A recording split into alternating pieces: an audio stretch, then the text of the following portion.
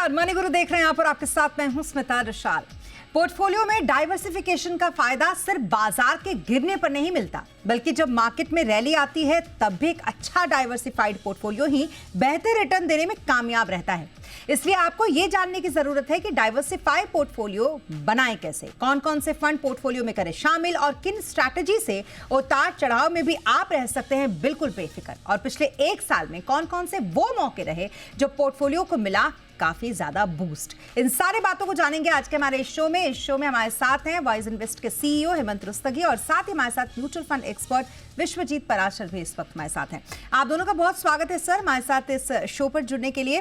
और सबसे पहले सर आपके पास मैं आती हूँ, कल ट्रेड डील की अनाउंसमेंट और उसके साथ ही आपने मार्केट का जो बूम था वो हमने कल देखा था, किस तरीके से झूम उठे थे बाजार और लोगों को ये लगा कि म्यूचुअल फंड का जो पोर्टफोलियो है अब ये भी यहाँ से अब बेहतर करना शुरू होगा।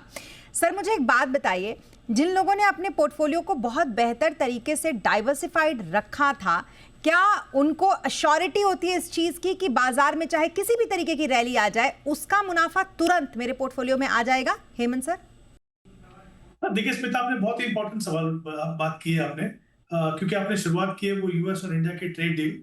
तो अगर हम इक्विटी मार्केट की बात करें पिछले एक साल या उससे थोड़ा ज्यादा समय पे, तो अगर हम देखें तो मैक्रो फैक्टर जो है वो काफी फेवरेबल थे इंडिया के। अगर आप देखें चाहे वो इन्फ्लेशन हो, चाहे वो इंटरेस्ट रेट्स हो, और जिस तरीके से सरकार ने जो स्टेप्स लिए जीएसटी को रैशनलाइज करने के, इनकम टैक्स को घटाने के, सब कुछ मार्केट के फेवर में था। एक चीज जो काम नहीं कर रही थी वो था डेफिनेटली कहीं ना कहीं जो इंडिया यूएस की जो ट्रेड डील नहीं हो रही थी, एटलीस्ट फॉर सेंटिमेंटल रीजन के वो होना बहुत ही जरूरी था। और ये जो डील हुई है डेफिनेटली उससे मार्केट को बूस्ट मिला है और आगे भी मिलेगा। इसका मतलब ये नहीं है कि जिस तरह का हमने कल जो मूव देखा था वो हम हर दिन देखेंगे, ऐसा नहीं होता। देखिए कुछ सेक्टर, जैसे आपने डाइवर्सिफिकेशन की बात की, तो कुछ सेक्टर ऐसे थे जो डायरेक्टली इंपैक्टेड थे अभी तक, क्योंकि हमारी डील नहीं हो रही थी, चाहे वो टेक्सटाइल के सेक्टर्स हो या जेम्स एंड ज्वेलरी के सेक्टर हो। ये जो सेक्टर थे इन पे सीधा डायरेक्टली इंपैक्ट था। और बाकी जो है एटलीस्ट सरकार ने कोशिश किया कि डाइवर्सिफाई करें। हमने यूरोप के साथ डील की, हमने यूके के साथ डील की। तो डाइवर्सिफिकेशन शायद इसीलिए हमेशा जरूरी होता है पोर्टफोलियो में, क्योंकि एज एन इन्वेस्टर आपका सबसे बड़ा जो चैलेंज होता है, आपको एक ऐसा बैलेंसिंग पॉइंट ढूंढना होता है जहां पे आपका जो ओवरऑल पोर्टफोलियो रिस्क है वो आपके जो कंफर्ट लेवल है रिस्क पॉइंट ऑफ व्यू से उसके अंदर हो। और वहां पे डाइवर्सिफिकेशन आपको बहुत इंपॉर्टेंट रोल प्ले करता है। दो तरीके से आप डाइवर्सिफिकेशन करते हैं स्मिता। एक एसेट एलोकेशन के द्वारा, इसका मतलब क्या है कि आप अपने पैसे को अलग अलग एसेट क्लासेस में लगाते हैं, डेट, इक्विटी, गोल्ड। और हम जानते हैं कि कुछ एसेट क्लासेस में नेगेटिव कोरिलेशन होता है, यानी जो समय डेट के लिए अच्छा नहीं होता वो इक्विटी के लिए अच्छा होता है और वाइस वर्सा भी होता है। दूसरा, विद इन एसेट क्लास, अगर आप इक्विटी में इन्वेस्ट कर रहे हैं मान लीजिए, तो वहां पे आप डाइवर्सिफाई करेंगे, यानी आप large cap, mid cap, small cap में करेंगे। वो क्यों करेंगे, उसका फायदा कैसा है? पिछले एक साल में अगर आप देखें, लार्ज कैप ने बेहतर परफॉर्मेंस किया और मिड कैप ने उससे उतना अच्छा परफॉर्म नहीं किया और स्मॉल कैप तो नेगेटिव में थे। तो जब आप अक्रॉस सेगमेंट डाइवर्सिफाई करते हैं तो आप देखते हैं कि जो भी सेगमेंट काम कर रहा होगा उसमें आपका एक्सपोजर हो। और डाइवर्सिफिकेशन का सबसे इंपॉर्टेंट फायदा ये भी होता है कि उसमें कुछ सेक्टर, चाहे बाजार में गिरावट हो, चाहे हम बाजार में एक अच्छा मूव देख रहे हो, कुछ सेक्टर ऐसे हैं जो अच्छा करेंगे, कुछ सेक्टर अच्छा नहीं करेंगे। डाइवर्सिफिकेशन इंश्योर करता है कि जहां जहां पे मार्केट अच्छा कर रहा है उसका आपको फायदा हो, और जहां पे मार्केट अच्छा नहीं कर रहा है, क्योंकि आपका पोर्टफोलियो डाइवर्सिफाई है, आपकी गिरावट उतनी नहीं होती है। तो I think trade deal important है। आगे जाके आप मार्केट को अच्छी हेल्थी स्टेट में देखेंगे, लेकिन ये मानना कि इमीडिएटली सब कुछ चेंज होगा, वो नहीं होगा, थोड़ा समय लगेगा। मैक्रो फैक्टर्स भी हमारे बहुत अच्छे हैं और डाइवर्सिफिकेशन अगर आपके पोर्टफोलियो में है तो आप बिल्कुल तैयार हैं कि जो भी मार्केट में मूव आपको मिलेगा उसका पूरा फायदा आपको होगा। बिल्कुल सर, आपने बहुत अच्छे तरीके से इसको समझा दिया और ये भी समझा दिया कि एक डाइवर्सिफाइड पोर्टफोलियो आखिरकार होता कैसा है। अब पराशर जी, आपको याद होगा जब मार्केट पीछे हमने देखा था काफ़ी वॉलेटाइल रहा था, पिछले साल की भी अगर हम बात करें तो उसमें हमने बार बार इसकी बात की थी कि कैसे डाइवर्सिफिकेशन आपको इस वॉलेटिलिटी में हेल्प करता है। अब तो हम यहाँ से, क्योंकि कल से ट्रेड डील हुई, तो एक बहुत पॉजिटिव मूवमेंट मार्केट में लौटा है और म्यूचुअल फंड इन्वेस्टर्स को भी लग रहा है कि उनका पोर्टफोलियो भी अब बहुत अच्छा आगे करेगा। ऐसे में आपके लिए सर, अगर मैं ये पूछूं पराशर जी कि वॉलेटाइल मार्केट से लेकर अपसाइड मार्केट तक डाइवर्सिफिकेशन का एक सिंगल रोल किस तरीके का लोगों के पोर्टफोलियो में आप देखते हैं, तो आप क्या बताएंगे? देखिए बिल्कुल स्मिता जी, अगर आप देखें कि पिछले कई सालों के आंकड़े देखें तो कोई एक एसेट क्लास कभी टॉप पे नहीं रहती। कभी इक्विटी में अच्छे रिटर्न्स आते हैं, कभी रियल एस्टेट में अच्छे रिटर्न्स आते हैं, कभी डेट मार्केट इक्विटी से भी अच्छे रिटर्न्स दे देता है। तो डाइवर्सिफिकेशन, जैसा भी हेमंत जी भी बता रहे थे, इसका यही लाभ होता है कि क्योंकि नहीं पता कि कौन सी एसेट क्लास परफॉर्म करेगी या किस में बहुत ज़्यादा करेक्शन आ जाएगी। तो अगर आप डाइवर्सिफाइड हैं तो आपका रिस्क भी उतना कम हो जाता है। तो सबसे इंपॉर्टेंट तो यह है कि आपका रिस्क जो है वो कम हो जाता है। तो अगर कुछ आंकड़े भी अगर हम समझें, कोविड में अगर आप देखें तो प्योर इक्विटी फंड्स में करीब करीब 50% का डाउनफॉल था, 35 से 50% एवरेज रिटर्न। वहीं हाइब्रिड फंड में अगर हम देखें, जो कि डेट और इक्विटी का कॉम्बिनेशन होता है, जिस अगर मान लीजिए एक बैलेंस एडवांटेज कैटेगरी देखें तो उसमें 15 से 20% का डाउनफॉल था। तो अगर हम डाइवर्सिफाइड होते हैं, पोर्टफोलियो डाइवर्सिफाइड है, जैसे कहा भी जाता है कि don't put all your eggs in one basket, या ऐसे समझ लें जैसे आपके बॉडी को, शरीर को कैल्शियम भी चाहिए, प्रोटीन भी चाहिए, कार्ब्स भी चाहिए, तो आप एक बैलेंस थाली खाते हैं। तो आपका पोर्टफोलियो जितना बैलेंस होगा, जितना डाइवर्सिफाइड होगा, उतना रिस्क कम होगा। अगर कोई मार्केट में बहुत जबरदस्त गिरावट आती है तो आपका जो पोर्टफोलियो उतना कम गिरेगा।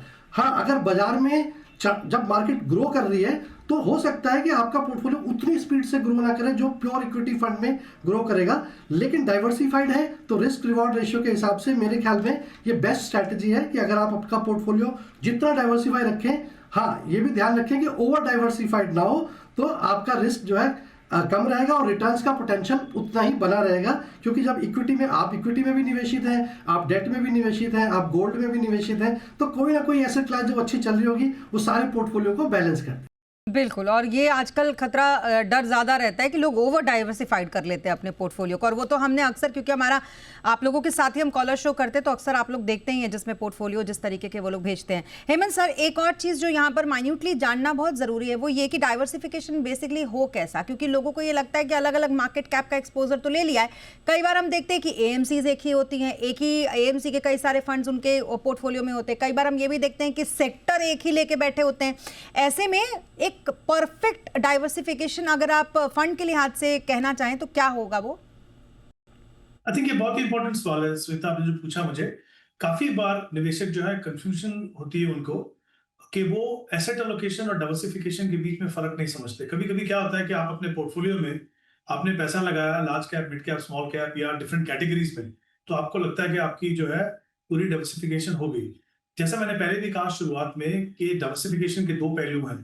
एक तो ये कि आपके पास डिफरेंट एसेट क्लासेस होनी चाहिए, क्योंकि उनका जो बिहेवियर है, उनकी जो परफॉर्मेंस है वो समय समय पे अलग अलग होती है। तो ये बहुत ही इंपॉर्टेंट है कि आपने पोर्टफोलियो में जो भी एसेट क्लास काम करे उसका कुछ ना कुछ हिस्सा आपके पोर्टफोलियो में आपकी अपनी जरूरत, अपने समय और अपने रिस्क प्रोफाइल के हिसाब से होनी चाहिए। अगर हम एक एसेट क्लास की बात करें, अगर इक्विटी की बात करें कि वहां पे डाइवर्सिफिकेशन कैसा होगा, तो जैसे मैंने शुरुआत में कहा था कि 3 मार्केट सेगमेंट हैं, उनमें तो डाइवर्सिफिकेशन चाहिए ही। उसके साथ में इन्वेस्टमेंट की अलग अलग फिलोसफीज रहती हैं, राइट। उसमें ये भी होता है कि ग्रोथ स्टाइल ऑफ इन्वेस्टिंग है या फिर वैल्यू स्टाइल ऑफ इन्वेस्टिंग है। तो ऐसे समय है जब वैल्यू अच्छा करती है, ऐसे समय पे कुछ ऐसे समय होते हैं जब ग्रोथ अच्छा करती है, डिपेंडिंग ऑन किस तरह की इकोनॉमी है, किस तरह से हमारी मार्केट जो है बिहेव कर रही है। तो आपको ये ध्यान रखना है कि अगर आप डाइवर्सिफाइड पोर्टफोलियो बना रहे हैं इक्विटी में, तो तीनों सेगमेंट का एक्सपोजर कैसा हो, ये भी उतना ही इंपॉर्टेंट है। क्योंकि कभी कभी आपको दुविधा होती है कि कितना एक्सपोजर करूं, कितना लार्ज में, कितना मिड में और कितना स्मॉल में, और उसको कैसे रीबैलेंस करूं और कब इसको रीबैलेंस करूं। एक आम निवेशक के लिए वो रीबैलेंस करना बहुत ही मुश्किल होता है। तो सबसे अच्छी बात यह है कि, और म्यूचुअल फंड जो है एक बहुत ही अच्छी व्हीकल है डाइवर्सिफिकेशन को प्रैक्टिस करने के लिए। अगर हम इक्विटी की बात करें तो आपके पास मल्टी कैप फंड्स हैं जो तीनों सेगमेंट में इन्वेस्ट करते हैं। आपके पास लार्ज एंड मिड कैप है जो इंडिया की जो टॉप 250 कंपनीज है लार्ज एंड मिड में, वहां पे इन्वेस्ट करती है। आपके पास फ्लेक्सी कैप फंड्स हैं जहां पे फंड मैनेजर के पास फ्रीडम है कि वो कितना पैसा डिफरेंट सेगमेंट में लगाना चाहे वो लगा सकते हैं अपनी मर्जी से। तो आप ये जो काम है एक प्रोफेशनल फंड मैनेजर के ऊपर छोड़ दीजिए। आप फोकस कीजिए एज एन इन्वेस्टर कि हमें इक्विटी में कितना पैसा लगाना है, और इसको अगर आप डाइवर्सिफाई करेंगे अक्रॉस कैटेगरीज तो आप देखेंगे कि जो प्रोफेशनल फंड मैनेजर्स हैं वो उनका जो उनको लगता है आगे जाके किस तरह से बाजार में कितना सेगमेंट किस तरह से करेंगे, वो आपके बिहाफ पे वो पोर्टफोलियो डाइवर्सिफाई करते हैं। कभी भी ये गलती मत कीजिए कि फंड मैनेजर भी आपके लेवल बिहाफ पे डाइवर्सिफाई कर रहा है और आप भी अपने लेवल पे डाइवर्सिफाई करने की कोशिश कर रहे हो, तो आप जो भी आपको अच्छा फायदा होने वाला है फंड मैनेजर के एक्शन का वो आपको नहीं मिलेगा। तो डाइवर्सिफाई कीजिए अक्रॉस एसेट क्लासेस और अक्रॉस डिफरेंट मार्केट सेगमेंट। और सर मैं even एक debt की सवाल अगर हम बात आपको करें, सॉरी बीच में रोक कर मैं एक सवाल और आपसे फॉलोइंग इसी पर पूछना चाहती हूँ।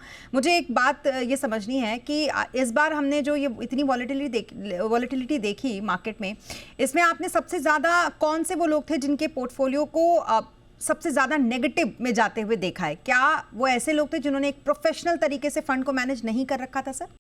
हेमंत सर? जी बिल्कुल, जैसे मैंने पहले भी कहा था, देखिए कि लार्ज कैप ने अच्छा परफॉर्म किया पिछले 1 साल की अगर हम बात करें, तो मिड कैप की परफॉर्मेंस उतनी अच्छी नहीं थी।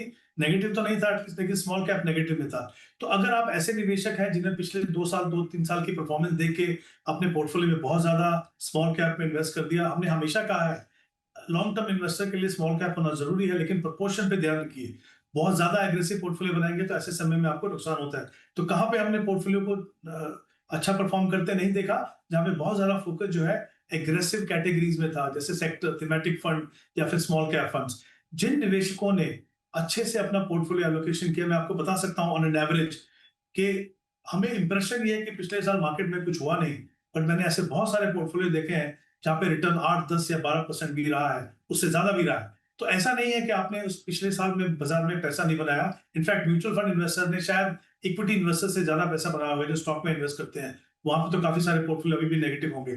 तो मेरा ये मानना है कि आप जब डाइवर्सिफिकेशन की बात करें तो बहुत क्लैरिटी रखें और ये मत कीजिए कि मार्केट मूड के हिसाब से अपना पोर्टफोलियो बनाएंगे तो या तो बहुत ज्यादा एग्रेसिव बनेगा या फिर बहुत ज्यादा कंजर्वेटिव बनेगा। आई थिंक ये इंपॉर्टेंट फैक्टर है जो हर निवेशक को हमेशा ध्यान रखना चाहिए। और ये तो सर आप उन लोगों की बात कर रहे हैं जो ऑलरेडी इस मार्केट को बहुत अच्छी तरीके से जानते हैं। पराशर जी, जो नए इन्वेस्टर्स आ रहे हैं, खास करके यंगर इन्वेस्टर्स अगर हम कहें, उन लोगों के लिए क्या सलाह रहेगी डाइवर्सिफिकेशन को लेकर? देखिए बिल्कुल स्मिता, अगर आप पहली बार मार्केट में निवेश कर रहे हैं तो मैं सजेस्ट करूंगा, जैसे अभी हेमंत जी भी कह रहे थे, पहले आप अपना एसेट एलोकेशन कर लें कि आप कितना पैसा इक्विटी में डालना चाहते हैं, कितना डेट में डालना चाहते हैं, कितना गोल्ड में रखना चाहते हैं। तो अगर आप खुद कर सकते हैं तो बहुत अच्छी बात है, नहीं तो बिल्कुल म्यूचुअल फंड एक बहुत अच्छा व्हीकल है जहां पे आपको एक डाइवर्सिफाइड एसेट एलोकेशन फंड्स मिलते हैं। तो अगर कोई मल्टी एसेट एलोकेशन फंड से शुरुआत करे तो आपको ओवरऑल एसेट एलोकेशन फंड, आपका एसेट एलोकेशन डाइवर्सिफाइड हो जाता है। विद इन डेट और इक्विटी करना है तो बैलेंस एडवांटेज फंड को कंसिडर कर सकते हैं। जब आप ये एक्सपीरियंस कर लें और आपको मार्केट थोड़ी समझ में आने लगे, तब आप प्योर इक्विटी फंड में जाएं। वहां पर भी कोशिश करें फ्लेक्सी कैप फंड्स जैसे कैटेगरी में निवेश करें, या फिर थोड़ा सा एग्रेसिव रिस्क लेना चाहते हैं तो मल्टी कैप कैटेगरी में जाएं, जहां पे 25-25-25 तीनों में, लार्ज कैप, मिड कैप और स्मॉल कैप में डाइवर्सिफाइड होता ही है। तो ऐसे ही कोशिश करें कि डाइवर्सिफाइड फंड्स में जाएं। प्योर इक्विटी फंड या थीमेटिक फंड या सेक्टोरल फंड, बिल्कुल रिसेंटली अगर आपने देखा कि बहुत अच्छा रिटर्न आया और आपने उसमें निवेश कर दिया तो आपका पोर्टफोलियो कहीं ना कहीं रिस्की हो जाता है। तो diversified asset allocation wise correct funds को चुनाव करें। डेट और इक्विटी में करना है तो बैलेंस एडवांटेज फंड कैटेगरी को चुनें, और विद इन इक्विटी में जाना है तो फ्लेक्सी कैप और मल्टी कैप फंड्स की सहायता ले सकते हैं। जब आप ये समझ लें उसके बाद फिर आप pure large cap, mid cap या स्मॉल कैप फंड्स में भी निवेश करें। सर वेरी क्विकली अगर आप भी अपना फंड्स बता दें, कौन कौन से वो फंड हैं जो बहुत बेहतरीन आपके पोर्टफोलियो को डाइवर्सिफाई करेंगे, हेमंत सर? हाँ जी, देखिए अगर हम लॉन्ग टर्म की बात करें तो ऑब्वियसली इक्विटी फंड्स की बात करें तो वहां पे जैसा मैंने कहा कि 2-3 कैटेगरीज हैं मुझे बहुत अच्छी लगती है। तो मल्टी कैप में आप कोटक मल्टी कैप को देख सकते हैं। लार्ज एंड मिड कैप मेरे हिसाब से बहुत अच्छी कैटेगरी है, जहां पे बंधन लार्ज एंड मिड कैप और Invesco large and mid cap देख सकते हैं। और फ्लेक्सी कैप जैसा मैंने पहले कहा कि वहां पे फंड मैनेजर के पास फ्लेक्सिबिलिटी होती है, वहां पे आप एचडीएफसी फ्लेक्सी कैप देख सकते हैं। तो ये 4 फंड है, मुझे लगता है ये एक प्रॉपर तरीके से आपका पोर्टफोलियो डाइवर्सिफाई कर सकते हैं। तो डेफिनेटली इनमें से कुछ फंड कंसिडर किए जा सकते हैं। ओके तो कुल मिलाकर डाइवर्सिफिकेशन के साथ साथ इन फंड्स को आप अपने पोर्टफोलियो में कर सकते हैं शामिल। यहाँ रुकेंगे एक छोटे से ब्रेक के बाद। ब्रेक के बाद हम कॉलर्स के कुछ सवाल भी करेंगे शो में शामिल। आप बने रहें हमारे साथ।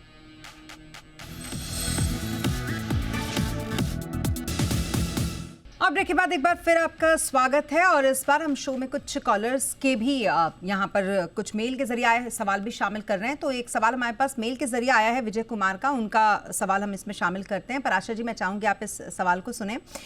विजय कुमार गुप्ता, उम्र इन्होंने 75 साल अपनी बताई है। 30 से 35 लाख एक मुश्त इनके निवेश की योजना है फिलहाल, और पहले 5 से 6 लाख ये इन्वेस्ट कर चुके हैं, और 3 से 5 साल में 12 से 18% के हिसाब से इनको रिटर्न चाहिए, यही इनका टारगेट है। कुछ फंड्स इन्होंने भेजे, हालांकि उसमें कितना ये अमाउंट में एसआईपी करते हैं ये तो इन्होंने नहीं भेजा, लेकिन कुछ फंड इन्होंने भेजा है कि ये फंड है इनके पास पहले से, जिसमें एचडीएफसी लार्ज कैप है, एचडीएफसी का स्मॉल कैप है, एसबीआई का कॉन्ट्रा है, आईसीसी प्रू का वैल्यू है, आईसीसी प्रू का अगेन इक्विटी एंड डेट है और आईसीसी प्रू के ही फोकस्ड इक्विटी मल्टी एसेट ये सारे फंड्स हैं। सर क्या सलाह रहेगी इन्हें पराशर जी आपकी? देखिए, सबसे पहले तो गुप्ता जी को प्रणाम है कि वो 75 वर्ष की उम्र में भी इक्विटी पे भरोसा रखते हैं, तो ये बहुत अच्छी बात है। जैसे कि हम इस टॉपिक पे भी डिस्कस करें तो पोर्टफोलियो जितना डाइवर्सिफाइड हो तो एसेट एलोकेशन वाइज मैं सजेस्ट करूंगा कि ज़्यादा कोर पोर्टफोलियो जो है डेट साइड में ही होना चाहिए। 25-30% इक्विटी में हो सकता है अगर उनके लाइफ में कोई और रिस्क नहीं है या कोई ऐसी कोई बहुत इमीडिएट पैसे की जरूरत नहीं है। तो जो फंड्स इन्होंने ले रखे हैं उसमें कोशिश करें स्मॉल कैप जैसे फंड्स को अवॉइड करें तो बेटर रहेगा, क्योंकि ज़्यादा रिस्क लेने की कोई आवश्यकता नहीं है। और जो रिटर्न्स की एक्सपेक्टेशन है वो भी उन्होंने 12 से 18% रखी है। तो मेरी सलाह ये रहेगी कि आप 10 से 12% की एक्सपेक्टेशन लेके चलें सर। और ज़्यादातर पोर्टफोलियो 60-70% पोर्टफोलियो आप हाइब्रिड जैसी कैटेगरीज में निवेश करें, जहाँ पे बैलेंस एडवांटेज फंड, एक HDFC का बैलेंस एडवांटेज फंड कंसिडर कर सकते हैं। ICICI का मल्टी एसेट एलोकेशन फंड आपके पास ऑलरेडी है, उसमें भी निवेश कर सकते हैं। ICICI प्रूडेंशियल का इक्विटी एंड डेट फंड भी है, तो ये भी एक अच्छी कैटेगरी है। या फिर इक्विटी सेविंग फंड जैसी कैटेगरी को भी आप कंसिडर कर सकते हैं। तो इन्हीं मुख्यतः जो पोर्टफोलियो है वो इन्हीं फंड्स में रखें। बाकी टेक्निकल कॉल्स के लिए या ये कह लीजिए कि सैटेलाइट पोर्टफोलियो में आप लार्ज कैप फंड और ये दूसरे फंड्स जो आपने फोकस फंड्स रखे हुए हैं इनको रख सकते हैं। बट कोशिश करें कि 60-70% हाइब्रिड कैटेगरी में निवेश करें और स्मॉल कैप को बिल्कुल अवॉइड करें। तो ये मेरी इनको सलाह रहेगी। बाकी जो 35 लाख ये निवेश करना चाहते हैं वो भी लमसम निवेश ना करें, STP के रूट के थ्रू करें, किसी लिक्विड फंड में ट्रांसफर कर लें जिस फंड में आप निवेश करना चाहते हैं, जिस हाइब्रिड फंड में आप निवेश करना चाहते हैं। और वहां से एक सवाल हमारे पास एक और है और क्योंकि बहुत कम टाइम बचा है इसलिए जल्दी से एक और सवाल ले लेते हैं। हेमंत जी, ये सवाल आशीष ने भेजा है। 6 साल से निवेश इनका जारी है, लगभग 6000 का निवेश करते हैं ये। आप एक बार इनकी पोर्टफोलियो का रिव्यू करके इन्हें बताइए क्या करना चाहिए। देखिए स्मिता, यहाँ पे इन्होंने जो कहा है कि 6 फंड्स हैं इनके पास, 6000 के लिए 6 फंड डेफिनेटली कंसोलिडेट करने की जरूरत है। सारे के सारे जो फंड्स हैं इनके एक ही म्यूचुअल फंड के अंदर है, तो ऑब्वियसली वो बिल्कुल भी सही स्ट्रैटेजी नहीं है। तो मैं ही चाहूंगा कि जितने भी फंड हैं उनमें से एक फंड रखेंगे SBI फोकस, उसमें 2000 इन्वेस्ट करेंगे और बाकी जो 4000 वो 2 और फंड लेंगे। एक कोटक मल्टी कैप ले सकते हैं और साथ में एक दूसरा फंड जो होगा Invesco large and mid cap. इन तीनों फंड में 2-2000 इन्वेस्ट कीजिए, तीनों सेगमेंट में एक्सपोजर मिलेगा, पोर्टफोलियो क्वालिटी बेटर होगी। ओके, चलिए इसी के साथ इस स्ट्रैटेजी को फॉलो करिए और अपना निवेश आगे बढ़ाते रहिए। Thank you so much sir हमारे साथ इस शो पर जुड़ने के लिए। Thank you so much Parashar ji हमारे साथ इस शो पर जुड़ने के लिए। और अभी के लिए मनी गुरु में बस इतना ही। आप बने रहे जी बिजनेस के साथ। नमस्कार।